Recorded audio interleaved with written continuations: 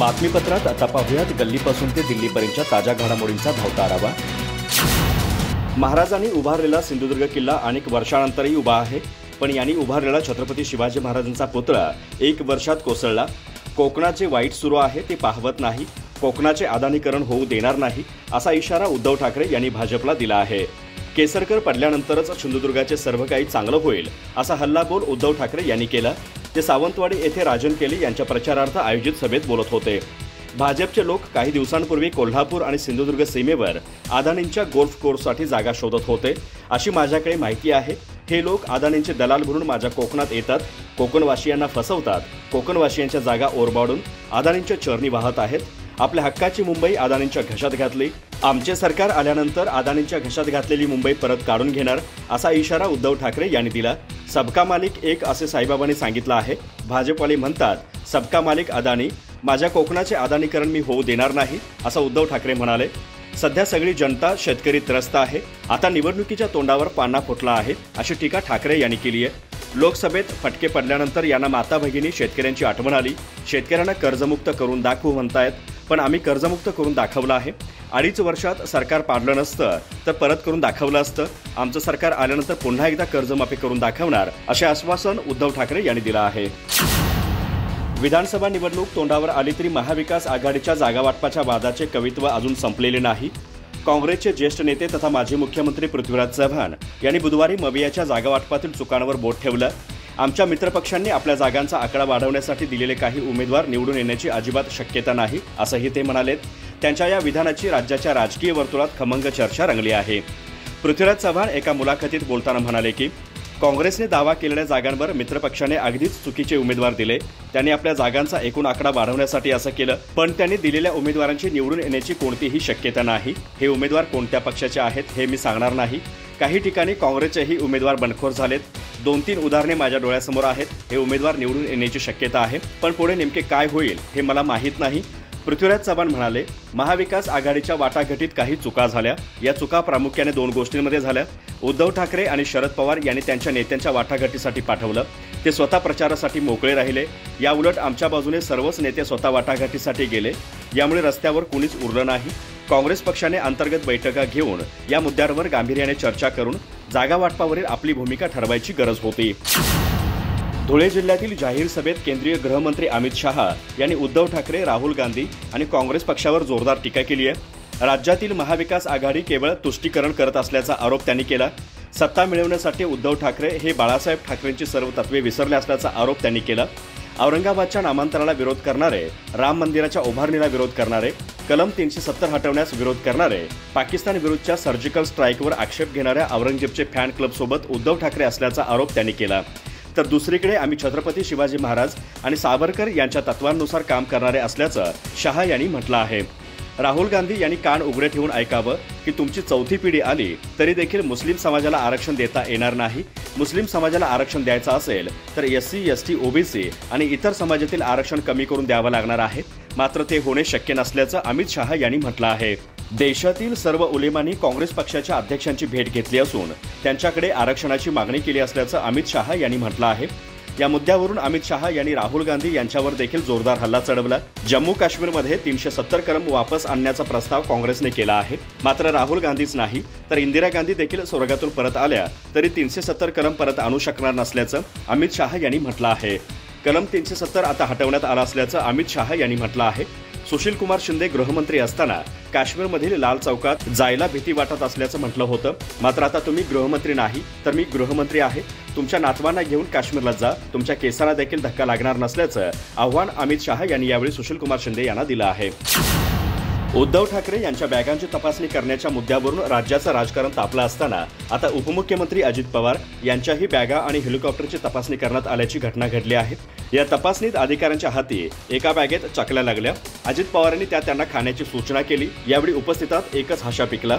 उद्धव ठाकरे यांच्या बॅगांची यवतमाळ आणि लातूरमध्ये तपासणी करण्यात आली होती। या मुद्द्यावरून त्यांनी महायुती सरकारवर टीकेची झोड उठवली होती। निवडणूक आयोगाने केवळ विरोधी पक्षांच्या नेत्यांच्याच बॅगांची तपासणी करू नये, त्यांनी पंतप्रधान नरेंद्र मोदी आणि केंद्रीय गृहमंत्री अमित शहा यांच्यासह महायुतीच्या सर्वच नेत्यांच्या बॅगांची तपासणी करण्याची मागणी केली। विशेषतः त्यांनी ही तपासणी केली नाही तर आमचे शिवसैनिकच अशीच तपासणी करतील असा इशाराही त्यांनी यावेळी दिला। उद्धव ठाकरे यांच्या या टीकेनंतर राज्याचे वातावरण चांगलेच तापलं आहे. पण आता उपमुख्यमंत्री देवेंद्र फडणवीस आणि अजित पवार यांच्याही बॅगांची तपासणी होत असल्याचं समोर आलं आहे. अजित पवार बुधवारी सकाळी बारामती येथे प्रचार करत असताना निवडणूक आयोगाच्या कर्मचाऱ्यांनी त्यांच्या हेलिकॉप्टर आणि बॅगांची तपासणी केली. यावेळी अजित पवार यांच्या सर्व बॅगा तपासण्यात आल्या. यावेळी अजित पवार शांतपणे फोनवर बोलत होते, तसेच स्वतःहून आपल्या बॅगा अधिकाऱ्यांना दाखवत होते. यावेळी एका बॅगेमध्ये चकल्या निघाल्या, त्यावर अजित पवार अधिकाऱ्यांना त्या खाका असे म्हणाले. शरद पवार यांनीच 1991 साली शिवसेना फोडण्याचा पुण्यकर्म केल्याचा आरोप उपमुख्यमंत्री अजित पवार यांच्या नेतृत्वातील राष्ट्रवादी काँग्रेसचे नेते तथा मंत्री छगन भुजबळ यांनी बुधवारी शरद पवारांवर पलटवार करताना केला. भाजप, काँग्रेस, शिवसेनेला काही विचारधारा आहेत, पण राष्ट्रवादीची विचारधारा काय असा प्रश्नही त्यांनी यावेळी उपस्थित केला. शरद पवार यांनी मंगळवारी छगन भुजबळ यांच्या मतदारसंघात असलेल्या येवल्यात सभा झाली. त्यात त्यांनी छगन भुजबळांनी आपली फसवणूक केल्याचा आरोप केला होता. एखाद्या माणसाने किती चुकीची कामे करावीत, किती फसवेगिरी करावी याला काही मर्यादा असतात. या सर्व मर्यादा भुजबळ यांनी शिल्लक ठेवल्या नाहीत. ज्या व्यक्तीला स्वतःच्या विचारांप्रती आस्था नाही त्या व्यक्तीला पुन्हा निवडून द्यायचं की नाही हा विचार आपल्याला करायचा आहे. मी पूर्ण ताकदीने तुमच्या मागे उभा राहील. आपण ही लढाई प्रचंड मताने जिंकू जिंकू जिंकू असं शरद पवारांनी भुजबळांवर टीका करताना म्हटलं होतं. छगन भुजबळ यांनी बुधवारी शरद पवार यांच्या या टीकेला प्रत्युत्तर दिलं. तसेच 1991 मध्ये शिवसेना फुटण्यामागे पवारच होते असा दावाही केला. शरद पवार यांनीच 1991 साली शिवसेना फोडण्याचं पुण्यकर्म केलं. मी एकटा शिवसेना फोडू शकत नव्हतो. 36 लोकांची स्वाक्षरी झाल्यानंतर मी शेवटी गेलो असंही ते म्हणाले. यावेळी त्यांनी शरद पवारांनी जाणीवपूर्वक आपल्यासह अजित पवार आणि आर पाटलांना मुख्यमंत्री होऊ दिलं नसल्याचा आरोप केला. राज्याचा मुख्यमंत्री झाल्यानंतर एखादा नेता वरचढ होऊ शकतो हा अनुभव गाठीशी असल्यामुळे शरद पवार यांनी 2004 मध्ये आपल्यालाच काय पण आर पाटील व अजित पवार यांना देखील मुख्यमंत्री केलं नाही असंही ते म्हणाले. उपमुख्यमंत्री तथा राष्ट्रवादी काँग्रेसचे अध्यक्ष अजित पवार यांनी बारामती मतदारसंघात पुन्हा एकदा भावनिक कार्ड खेळला आहे. ही निवडणूक माझ्या भवितव्यासाठी अत्यंत महत्त्वाची आहे. इतरांचं वय पाहता भविष्यात बारामतीचं सर्व काही मलाच पाहायचं आहे असंही ते राष्ट्रवादी काँग्रेस शरदचंद्र पवार पक्षाचे अध्यक्ष शरद पवार यांचा नामोल्लेख टाळत म्हणालेत. अजित पवार यांनी बुधवारी सकाळी बारामतीच्या लोणी भापकर येथे सभा झाली. यावेळी बोलताना ते म्हणाले की मी निवडणूक डोळ्यापुढे ठेवून काम करत नाही. मी फुशारक्या मारत नाही. माझं काम बोलतं. लोकसभेला जो निर्णय घ्यायचा होता तो तुम्ही घेतलात, पण आताची निवडणूक माझ्या भवितव्यासाठी अत्यंत महत्त्वाची आहे. काल पुण्यात पंतप्रधान नरेंद्र मोदी यांची सभा झाली. त्यात त्यांनी कुणावरही टीका केली नाही.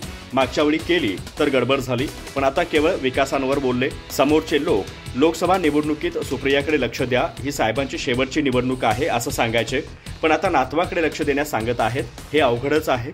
मी सुद्धा पुतण्या आहे ना. मुलगी झाली की थेट नातूच काढला. मी सुद्धा तुमच्या मुलासारखाच आहे ना. अजित पवार यांच्या आज लोणी भापकर यांच्यासह जळगाव, कडेपठार व मेदड येथेही सभा होणार आहेत. अजित पवार पुढे म्हणाले, बारामतीच्या मतदारांनी लोकसभा निवडणुकीत आपल्याला हवा असणारा निर्णय घेतला, पण ही निवडणूक माझ्या भविष्यासाठी अत्यंत महत्त्वाची आहे. राज्यात काही प्रमुख नेते आहेत, त्यात माझे नाव येतं. नाव कमवायला वेळ लागतो. 2004 पासून मला लोक सिनियर म्हणायला लागलेत. तेव्हापासून मी राज्याच्या राजकारणात लक्ष देत आहे. शरद पवार साहेब राज्यात 30 वर्ष काम केल्यानंतर दिल्लीला गेले. राष्ट्रवादी काँग्रेसच्या निवडणूक चिन्हाबाबत आज 13 नोव्हेंबर रोजी सुनावणी पार पडली. यावेळी सर्वोच्च न्यायालयाने शरद पवारांचे फोटो वापरू नका, स्वतंत्र पक्ष म्हणून लढा असे निर्देश अजितदादांच्या गटाला दिले आहेत. तसेच पुढील सुनावणी मंगळवारी होणार आहे. अजित पवारांकडून वारंवार शरद पवारांच्या फोटोचा वापर केला जातो अशी तक्रार शरद पवारांच्या वकिलाने केली. यावर सुनावणी दरम्यान न्यायमूर्ती सूर्यकांत यांनी तो व्हिडिओ जुना असेल किंवा काहीही असलं तरी तुम्ही शरद पवारांचा चेहरा का वापरता असा सवाल अजित पवारांना विचारला. तुमच्या सगळ्या उमेदवारांनी शरद पवारांचे फोटो व्हिडिओ कशाला वापरले पाहिजेत? जर तुमचे वैयक्तिक मतभेद आहेत तर तुम्ही तुमच्या पायावर उभं राहिलं पाहिजे असं अजित पवार गटाला सांगितलं. आम्ही कोणत्याही प्रकारे त्यांचे फोटो व्हिडिओ वापरत नाही असं स्पष्टीकरण अजित पवार गटाने दिलं. यापूर्वी या प्रकरणावर बुधवारी 6 नोव्हेंबर रोजी न्यायालयात सुनावणी झाली होती. यावेळी घड्याळ निवडणूक चिन्हाचा मुद्दा न्यायालयात असल्याचे डिस्क्लेमर राष्ट्रवादी काँग्रेस अजित पवार गट यांनी 36 तासांच्या आत वर्तमानपत्रात प्रकाशित करावे असे सुप्रीम कोर्टाने सांगितले होते. कोर्टात वेळ वाया घालवू नका तर मतदारांना आकर्षित करा असंही न्यायालयाने शरद पवार गट आणि अजित पवार गटाला सांगितलं होतं. 2019 मध्ये झालेल्या विधानसभा निवडणुकीनंतर भारतीय जनता पक्ष आणि राष्ट्रवादी काँग्रेस पक्ष सरकारमध्ये आणण्यासाठी गौतम अदानी यांच्या घरी बैठक झाली असल्याचा दावा अजित पवार यांनी केला आहे. या बैठकीला अमित शहा, शरद पवार, प्रफुल्ल पटेल, देवेंद्र फडणवीस आणि मी देखील उपस्थित होतो असं देखील अजित पवार यांनी म्हटलं आहे. देवेंद्र फडणवीस आणि अजित पवार यांच्या पहाटेच्या शपथविधी सोहळ्याच्या आधी घडलेल्या घडामोडीबाबत अजित पवार यांनी हे भाष्य केलं आहे. मात्र त्यांच्या या वक्तव्यावर आता शरद पवार यांनी प्रत्युत्तर दिलं आहे। भाजप आणि राष्ट्रवादी काँग्रेस पक्षाचे सरकार स्थापन झालं का, प्रत्यक्षात तसं घडलं का, असा प्रश्न शरद पवार यांनी विचारले आहेत। तसं घडलेलं नसताना असा प्रश्न काय काढायचे, असा सवाल देखील त्यांनी उपस्थित केलाय।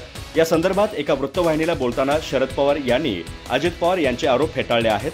त्याचबरोबर मी गौतम अदानीच नव्हे तर अनेक उद्योजकांच्या घरी जातो, रतन टाटा असो किंवा किर्लोस्कर, अनेकांच्या घरी मी जात असतो। अदानी यांनी महाराष्ट्रात मोठ्या प्रमाणात गुंतवणूक केली आहे। आणखी काही प्रकल्प महाराष्ट्रात सुरू करण्याचा अदानी यांचा विचार आहे। महाराष्ट्रात त्यांची गुंतवणूक जेव्हा आली त्यावेळी मी मुख्यमंत्री होतो। गोंदिया भंडारा परिसरात त्यांच्या प्रकल्पांचे उद्घाटन देखील मी केलं होतं।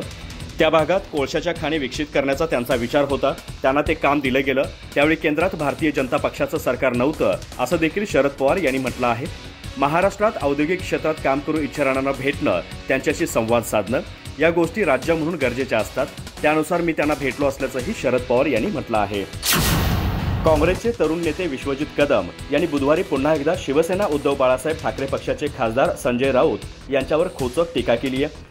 2019 मध्ये संजय राऊत यांच्या अंगात आल्यामुळे महाविकास आघाडीचं सरकार आलं, पण त्यानंतर संजय राऊत यांच्या अंगातील कधीच उतरलेली नाही, त्यामुळे सरकार आले तसं गेलं, असंही ते म्हणालेत।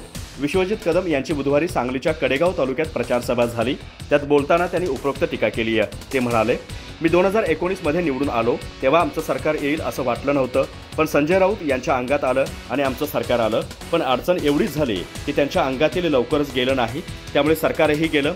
पॉस्कॉन नामक कंपनी महाराष्ट्रात येणार होती, त्यामुळे 2 लाख तरुणांना रोजगार उपलब्ध होणार होता, पण दिल्लीतून एक फोन आला आणि महायुतीच्या नेत्यांवर ती कंपनी गुजरातला द्यावी लागली। आपला महाराष्ट्र आतापर्यंत कुणापुढेही झुकला नाही, पण महायुतीच्या नेत्यांनी पाप केलं, त्यांनी या महाराष्ट्राला दिल्ली आणि गुजरातपुढे झुकवलं, पण जनता आता महाविकास आघाडीच्या पाठीमागे उभी राहिली असून आम्ही पुन्हा हा महाराष्ट्र कुणाच्याही बापापुढे झुकू देणार नाही, असंही कदम म्हणाले। दुसरीकडे संजय राऊत यांनी त्यांच्या या टीकेचे सौम्य शब्दात प्रत्युत्तर दिलं आहे। ते म्हणाले, विश्वजित कदम यांनी अजित पवारांचं स्टेटमेंट ऐकलं नसावं, ऐकलं असतं तर ते तसे बोलले नसते, ते गोंधळलेल्या स्थितीत असावेत, ते सांगलीत असतात, पण सांगली काही बेट नाही, तो महाराष्ट्राचाच एक भाग आहे। अजित पवार यांनी काल एक मुलाखत दिली, त्यात त्यांनी महाविकास आघाडीचे सरकार पाडण्यासाठी झालेल्या बैठकीत अदानी उपस्थित होते असा दावा केला, त्यामुळे कुणाच्या अंगात आलं होतं हे विश्वजित कदम यांनी एकदा नीट तपासावं। आम्ही 2.5 वर्ष खूप चांगलं सरकार चालवलं, पण ते सरकार उद्योगपती गौतम अदानी यांना नको होतं।